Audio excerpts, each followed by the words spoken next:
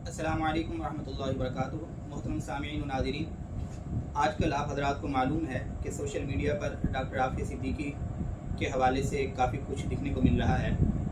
अगरचे डॉक्टर आफिया सिद्दीकी का मामला कोई आज का नहीं है, तकरीबन कम व बेश 20 साल से हमारी ये बहन और उम्मत मुस्लिमा की ये मज़लूम बेटी कैद व बंद की सऊबतें और अज़ियतें बर्दाश्त कर रही हैं। लेकिन क्योंकि आजकल उनकी बहन डॉक्टर फौजिया सिद्दीकी और सेनेटर डॉक्टर मुश्ताक अहमद और इसी तरह जो इंटरनेशनल लायर हैं क्लाइव समित, ये तीनों हजरात गए हुए हैं उनसे मुलाकात के सिलसिले में, और मुमकिन तौर पर जो कोशिशें और जिद्दोजहद हो सकती है उनकी रिहाई के लिए अपने तौर पे वो बेचारे कर रहे हैं। इस हवाले से मेरी और आपकी ज़िम्मेदारी क्या बनती है? सबसे पहले तो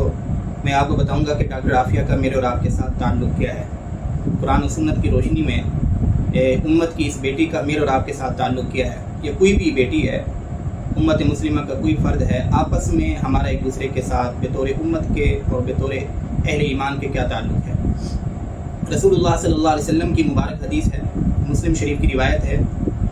और ये हदीस नंबर है 6586। हज़रत नुअमान बिन बशीर रज़ी अल्लाह तआला अन्हु रावी हैं कि रसूलुल्लाह सल्लल्लाहु अलैहि वसल्लम ने इरशाद फरमाया,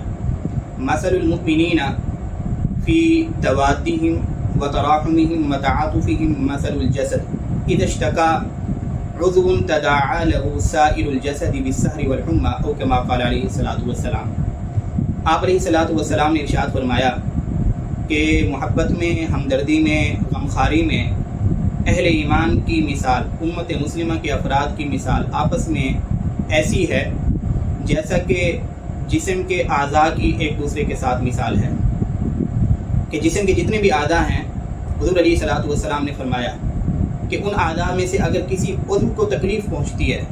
तो तमाम आज़ा उस तकलीफ़ को महसूस करते हैं, बेचैन होते हैं, पूरा जिस्म सरापा बेचैन हो जाता है। और सिर्फ बेचैन नहीं होते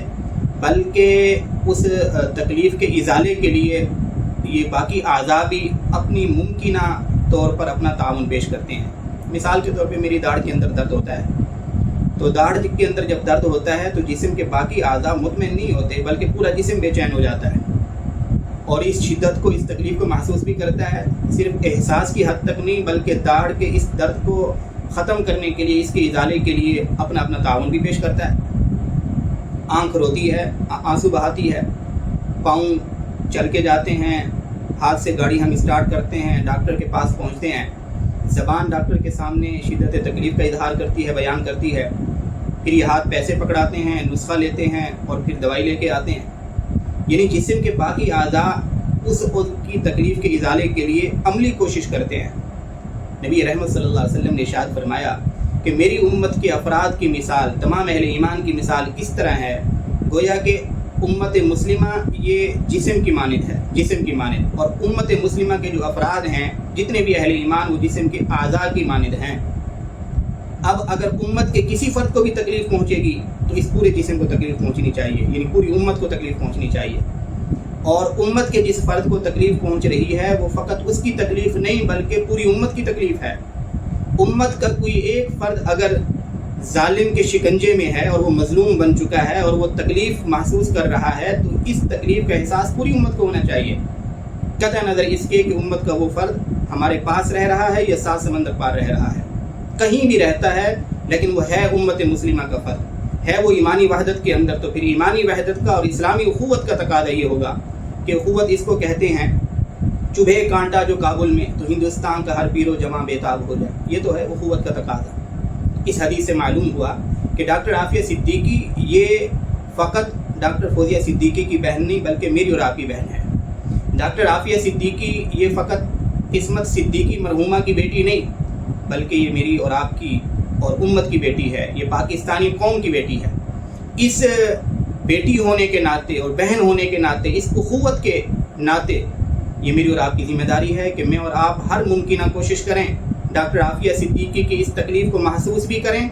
और इसके इज़ाले के लिए जो कुछ अपने दायरे में रह कर सकते हैं ये मेरे और आपके ऊपर अखलाक़न भी और शरअन भी ज़िम्मेदारी है। मैं और आप क्या कर सकते हैं? सबसे पहली बात, मैं और आप दुआओं का एहतिमाम तो कर सकते हैं, दुआएं करें और खालिसतन इस मकसद के लिए दुआएं करें, सदका और खैरात कर सकते हैं करें, اور جن حضرات کے پاس سوشل میڈیا ہے، اور تقریباً لوگ سوشل میڈیا کے ساتھ جڑے ہوئے لوگ ہیں، ان کی ذمہ داری ہے کہ سوشل میڈیا پہ جہاں غیر ضروری چیزیں ہم اپلوڈ کرتے ہیں، پوسٹ کرتے ہیں، اپنے اسٹیٹس پہ لگاتے ہیں، وہاں میری اور آپ کی ذمہ داری ہے کہ واٹس ایپ کے ساتھ جڑے ہوئے ہیں، یوٹیوب کے ساتھ جڑے ہوئے ہیں، فیس بک کے ساتھ جڑے ہوئے ہیں یا ٹویٹر کے ساتھ، یہ میری اور آپ کی ذمہ داری ہے کہ ہم ان تمام پلیٹ فارم سے ڈاکٹر عافیہ صدیقی کے حوالے سے ایک سنجیدہ کوشش کریں اور آواز بلند کریں. یہ میری اور آپ کی ذمہ داری ہے. الیکٹرانک میڈیا سے جڑے وابستہ افراد کی ذمہ داری ہے کہ جہاں وہ اپنے چینلز کے اندر بعض اوقات غیر ضروری عنوانات پر طویل مباحثے کرتے ہیں، ان کی ذمہ داری ہے کہ سنجیدگی کے ساتھ اس ہمدردی کو محسوس کرتے ہوئے، غمخواری کا جو ہے نا وہ کرتے ہوئے، ثبوت دیتے ہوئے ڈاکٹر عافیہ صدیقی کے معاملے کو ہائی لائٹ کریں اور ماہرین قانون لوگوں کو بٹھائیں، سنجیدہ افراد کو بٹھا کر اس حوالے سے ڈیبیٹ کی جائے جو ریزنیبل بھی ہو اور اسٹرانگ قسم کی ہو. پوری دنیا کے سامنے وہ ڈیبیٹ جانی چاہیے.